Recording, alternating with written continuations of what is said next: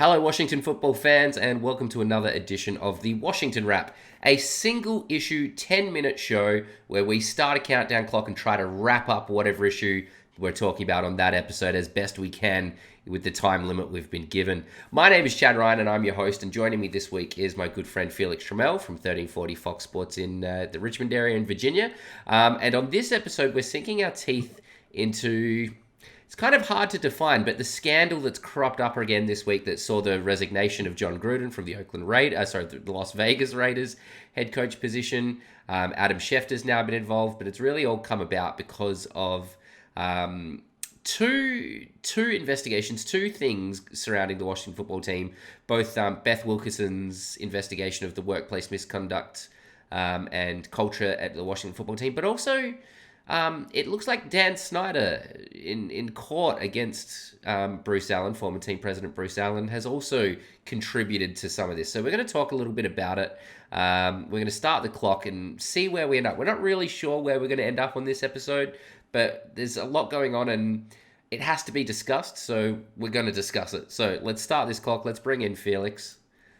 10 minutes on the clock. Felix... First things first, and I don't know if you've seen this yet. This only came out yesterday, but there was a report on Yahoo Sports from Henry Bushnell and Jason Owens that several of the emails that led to Gruden's resignation were actually submitted to a U.S. District Court in June by attorneys representing Dan Snyder in a legal action against Bruce Allen. Now, it doesn't really...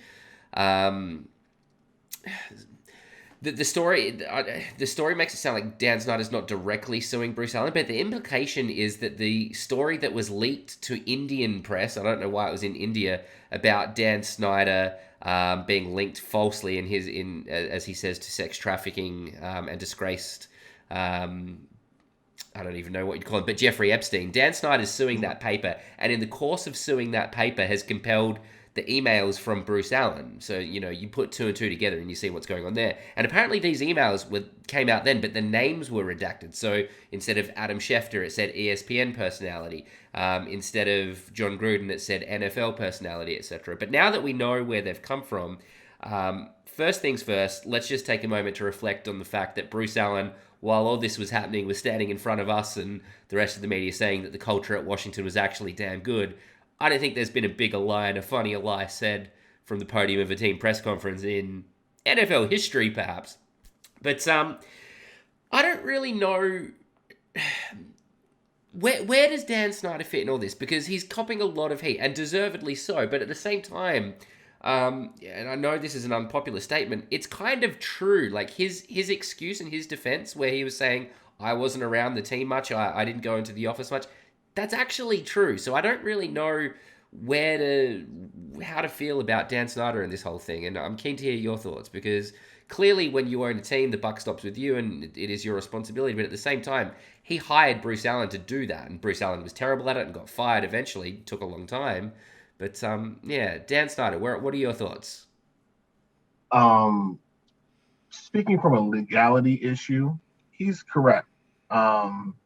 He's trying to clear himself, and I think the worst thing that can happen to someone now, especially someone of prestige and wealth, is accusations like that and being connected to Jeffrey Epstein and that.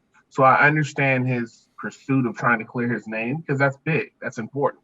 Yeah. I completely understand that and get it. His ignorance defense works legally, but it just looks terrible as a owner, as a leader of a franchise. It just looks bad. Yeah. He always got the reputation of being too involved when he first bought the team, and they wanted him to step back, and he stepped back. But he hired the wrong people when he stepped back. And even though you're not physically in the building, you're physically responsible for everything that goes on in that building. Yes. So ignorance works legally, but it doesn't work for all this other stuff, for the culture, for the sheer cesspool that Ashburn was. And so you have to judge that both sides of that. And it looks like the NFL was doing the most they could to protect him because he's an owner. And Mm-hmm. those 32 owners are the NFL. And those offices and Goodell and all of them work for the pleasure of the owners. Mm-hmm. So they're trying to protect an owner. Mm-hmm. So all this stuff, the covering up of the not releasing the Beth Wilkinson report, not even a written report, all that stuff is to make sure they can insulate Daniel Snyder. Mm-hmm. And so that's why all that stuff didn't come out. But this is something different. And this did come out because he's doing the right thing and trying to legally save his name. And he felt that Bruce Allen was the one that was doing it, leaking information and spreading rumors. So it just, it's just, it's sad. And We're it's messy. frustrated as fans. This is worse than what's going on with our federal government. Like, we shouldn't have issues to this extent with the football team. Yeah. For all the mess that, that Dallas has, like all the issues and all this stuff, they don't have anything like this. Yeah. Any NFL franchise, they might have a mistake here or there, but they don't have this. Yeah. It's just constant bad thing after bad thing after bad thing after bad thing, and it's just not a good look. Yeah. So it worked. The insider, as far as his legal and personal reputation and fighting those allegations, that's perfectly fine. He's doing the right thing. More power to him. However, the NFL side of this looks terrible Mm. when people feel comfortable enough to have these type of discussions on NFL networks and servers.